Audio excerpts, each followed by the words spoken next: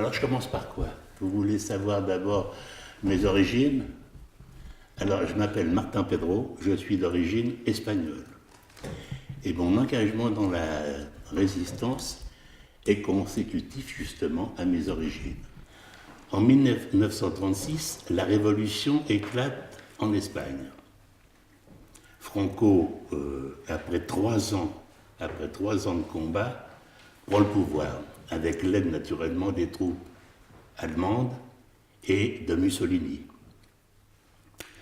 Et alors, mes cousins, qui avaient à l'époque entre 18 et 20 ans, se sont engagés dans les brigades internationales pour combattre Franco et sauver la République espagnole. En 1939, la guerre éclate en France.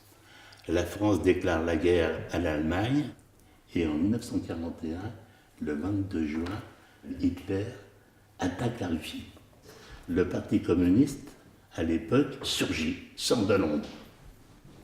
Et les attentats deviennent donc de plus en plus nombreux. Les attentats devenant de plus en plus nombreux, les Allemands deviennent de plus en plus méchants. On enferme les syndicalistes de haut niveau, et puis on commence aussi à fusiller certaines personnes. Des attentats dans le métro, des Allemands qui sont abattus, et alors là, naturellement, le combat clandestin commence. Alors, on arrive à ce que je suis devenu à cause de ça. Mon cousin et puis moi, on avait le même sac où on mettait nos affaires. Et un soir, croyant prendre mon sac, j'ai pris celui de mon cousin. Je l'ai ouvert et à l'intérieur, il y avait plein de tracts anti-allemands. Il me tombe dessus au même moment. Il me dit, ben maintenant, puisque tu sais ce qu'il y a là-dedans, eh ben, je vais t'en donner, puis tu vas faire comme moi. Alors avant de partir le soir, quand il y en avait, il me donnait un paquet de tracts que je mettais dans les boîtes aux lettres avant de rentrer à la maison. Le combat clandestin commençait. Alors au début, c'était de la propagande. Et puis un jour, le père Fauger me dit tu ne vas plus travailler avec moi. Je vais te présenter à quelqu'un d'autre, tu vas te présenter. Alors je vais donc voir le bonhomme. Il me dit dorénavant, tu vas faire attention à ce que tu dis. Tu ne me connais pas. Tu vas avoir des contacts avec des personnes. Tu ne les connais pas. Tu ne connaîtras jamais leur nom. Et tu vas te taire parce que ce que tu vas faire, personne ne doit le savoir. Peut-être que tu es appelé à me revoir. Peut-être. Mais peut-être que tu ne me reverras plus jamais. Donc, j'ai eu ce contact. Et puis un jour, dans ma boîte aux lettres, il y avait un chiffon. Et puis, il y avait une adresse dessus. Et alors, quand on allait à un endroit, à une certaine heure, il fallait toujours y aller 5 minutes avant, faire le tour pour voir s'il n'y avait pas un peu de police qui traînait dans le coin, parce qu'on les repérait quand même. Hein. Alors, j'y vais, le jeudi, c'était un samedi après-midi, je vois ces 4 gars qui étaient en train de jouer aux cartes, ou qui faisaient semblant de jouer aux cartes. Bon. Alors, ils me regardent et je lui dis, papa, simplement ça. C'était le mot de passe. Papa. C'était un groupe qui préparait un coup. Il fallait rentrer au fond d'Aubervilliers pour voler du matériel. Le jour dit, la nuit tombée, il y avait donc le mur du fort d'Aubervilliers, et là, il y avait des jardins ouvriers. Et il y avait un jardin qui avait été repéré, c'était le jardin d'un prisonnier de guerre. Il avait une cabane, là, qui était donc abandonnée. Et alors, la suite consistait à rentrer dans le fort, en sautant le mur, aller chercher toutes les boîtes de pharmacie, un gars à l'extérieur, c'était moi, qui prenait donc les boîtes à pharmacie et qui les emmagasinait dans la cabane de jardinier. Donc, on a fait le coup, Je vais vous dire que quand on fait un truc comme ça, On les sert, hein. Ah ouais, on rigole pas. Il y en a qui me disent combien de fois, t'as eu peur? Si j'ai eu peur, cette connerie, bien sûr que j'ai eu peur. Voilà. Ça, c'est le premier coup, le bon coup que j'ai fait. Pendant ces années-là, vous avez jamais su qui vous envoyait les instructions? Avec les petits chiffres Non, dans vos boîtes aux lettres? non, les noms, alors les noms, non. Non, vous savez. Alors je pouvais trahir personne. D'accord. On appelait ça, à l'époque, on appelait ça les triangles. C'était fermé. Il y avait, par exemple, j'aurais pu donner Froger. Mais après lui, non, je vois pas. Oui, il y avait déjà fugitivement des gens qu'on a vus, comme les 4 copains que j'ai connus. Je les ai jamais revus pour faire le coup au fort d'Aubervilliers. Je les ai jamais revus. Mon groupe, à moi, c'était une soixantaine, coupé par petits groupes comme ça. Mais j'avais affaire à un groupe de communistes. Je ne le savais même pas.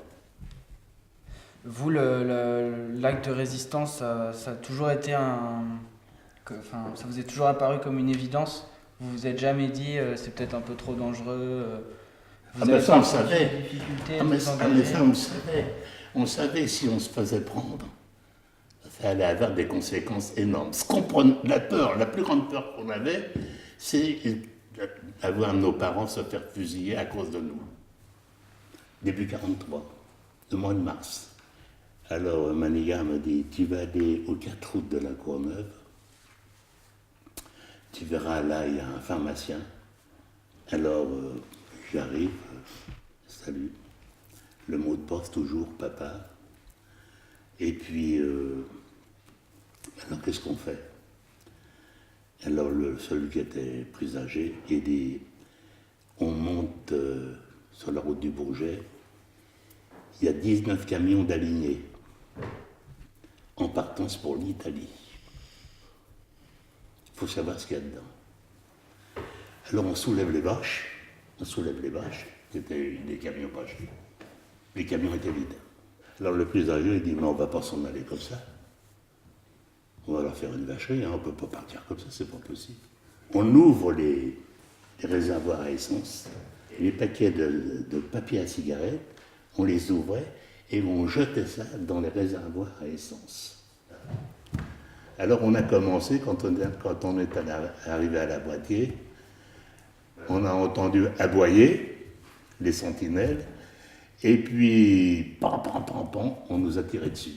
Inutile de vous dire que là, une peur, une envie de courir, hein, c'est le moment de le dire.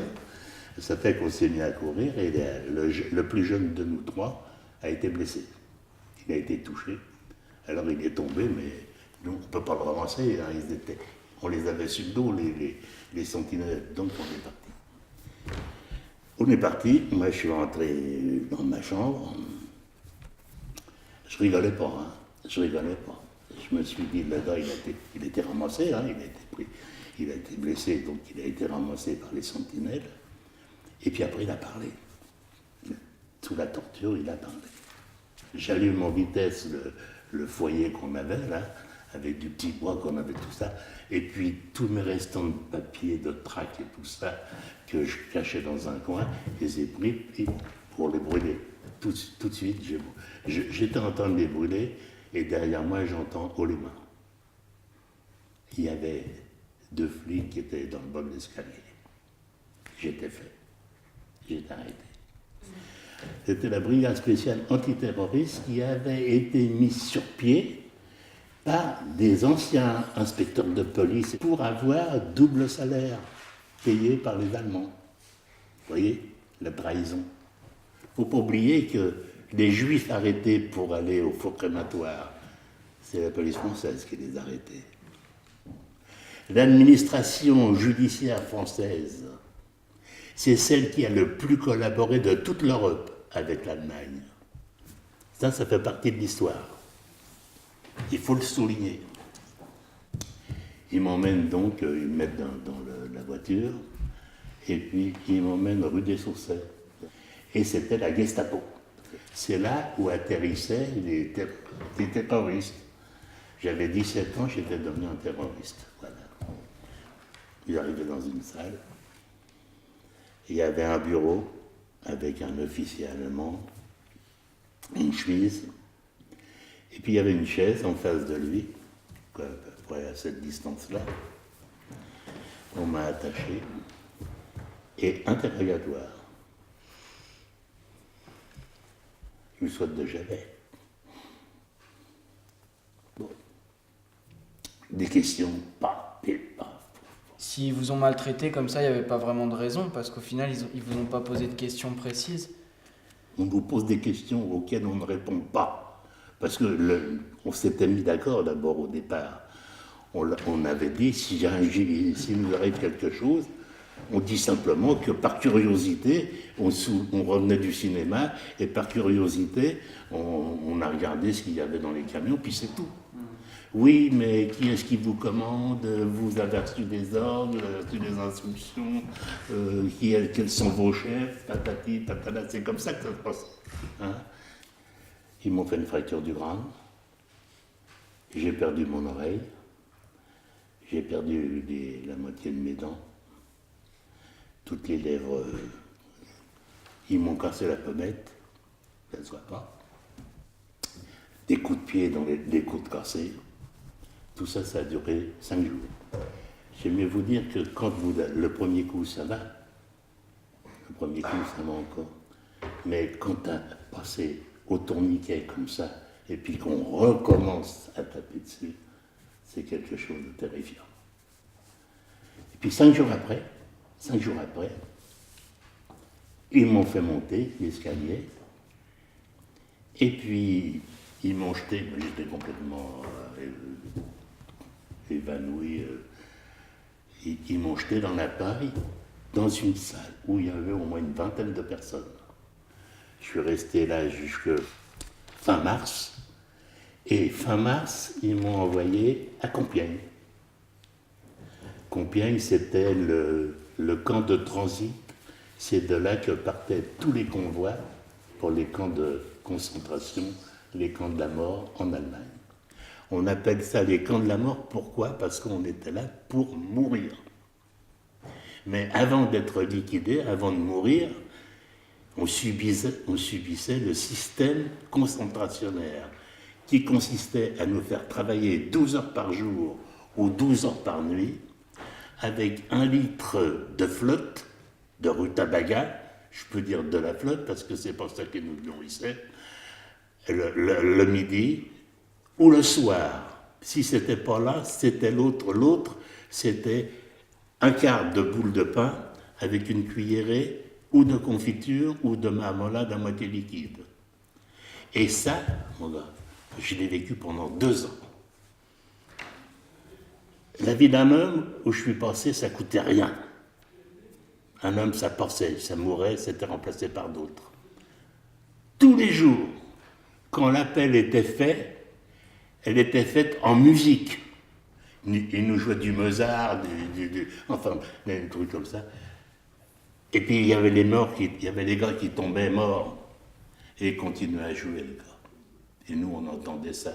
Et quand on nous disait aller au travail, ils disaient embauche, naturellement, en allemand, on enjambait ces cadavres-là pour aller au travail. Et après, il y avait la voiture qui passait pour les ramasser, pour aller au four crématoire. On mourait ou de faim, ou des services, ou du travail. C'était ça, au bout du chemin, c'était la mort. Tu vois des cadavres tous les jours.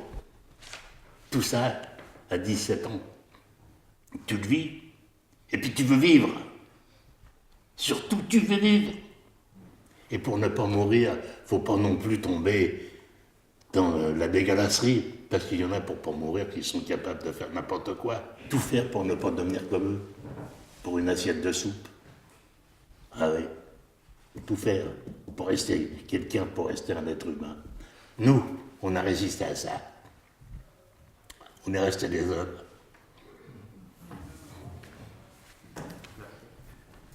Tu comprends? J'ai rencontré des assassins.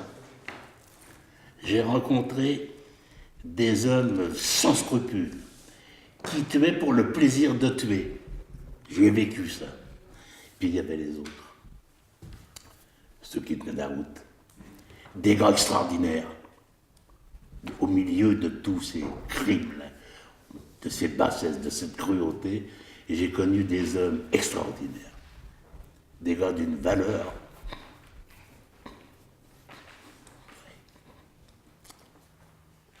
J'ai connu ça. Étiez-vous au courant du débarquement Ah, ben, voilà une bonne question. Voilà une bonne question. Alors, donc, le 6 juin, on était au camp, bien sûr. On voit un branle-bas on peut dire un branle-bas de combat dans les rangs de ceux qui nous gardaient, des capots et tout ça. Mais qu'est-ce qui se passe? Qu'est-ce qui se passe? C'était un débarquement.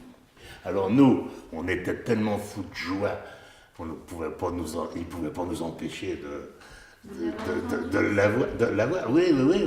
Bah, on l'avait appris par les propres civils qui travaillaient avec nous, au milieu de nous. On l'avait appris là. Ça a fait un tam-tam terrible. Hein. Alors bon, ça s'est fait comme ça. Et puis après, tout est rentré dans le calme. Et dans notre esprit, on s'est dit, ça y est, dans 15 jours, on rentre à la maison. Hein. Mais c'était pas vrai. Seulement, on ne nous tapait plus comme on nous tapait. C'est ça qui avait changé.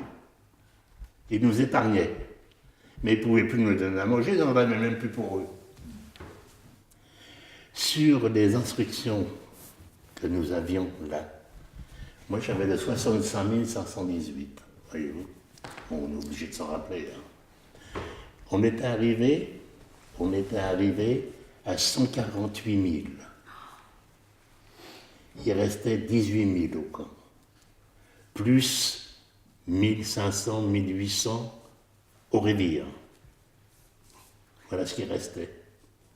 Tout le reste était mort. C'est pour vous dire que quand on sort de là-dedans, on l'a eu pour. Quand c'est les Russes qui vous ont délivré le camp, vous le saviez à l'avance ou... Ah bah tiens, je vais vous raconter encore une histoire là-dessus. Le soir du 22 avril, un vacarme terrible, et puis la porte du camp qui saute. Et alors là, arrive un soldat soviétique, hein, avec ma mitraillette. Il regardait partout. Et puis, ceux qui tenaient debout se sont levés pour aller au-devant de lui. Et il a posé sa mitraillette. Il a pleuré. Il a pleuré comme un gosse. Ah oui, quand il a vu les squelettes qui arrivaient. Hein. Et j'y suis allé, moi aussi. Je me suis traîné. Et je suis allé, puis on s'est embrassés. Ah, oui. C'était un môme, il avait peut-être ton âge. Le front était toujours là, en tout cas pas loin. Et puis le lendemain, on était tous sur nos paillasses, quoi. Et ils sont passés, les officiers russes sont passés, en disant, ceux qui peuvent marcher, qu'ils s'en aillent, ceux qui ne peuvent pas marcher, on va les prendre en camion, on s'attend à une contre-attaque. On se lève, et puis on se regroupe à 8 gars, 8 Français. Alors on est sur la route, et là je tombe. Je tombe par terre, les bras en croix, je ne pouvais pas aller plus loin. Et alors, à contresens, pareil que nous, arrive une conduite intérieure, une grosse conduite intérieure, qui s'arrête.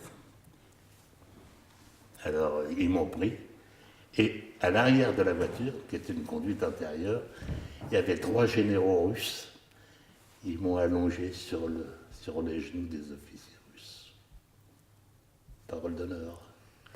Et le 21 juin, jour d'été, j'étais rapatrié en France.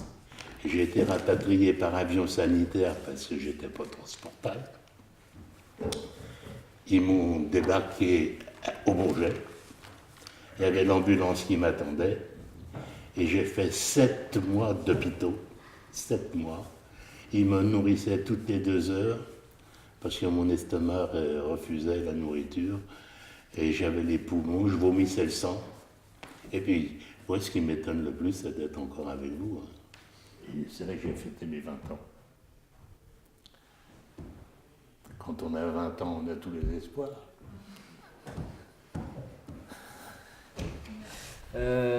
Donc j'ai cru comprendre que vous vous engagez beaucoup auprès des nouvelles générations pour expliquer votre histoire. Oui, je l'ai fait beaucoup. Ouais. Est-ce que c'est dans un simple souci de retransmission pour qu'on soit au courant? Ou est-ce qu'aujourd'hui vous diriez que vous avez un peu un sentiment d'indignation et que quelque part il y aurait une nécessité de résistance que nous on devrait faire pour perpétuer un peu? Il y a beaucoup de choses dans ce que tu me demandes.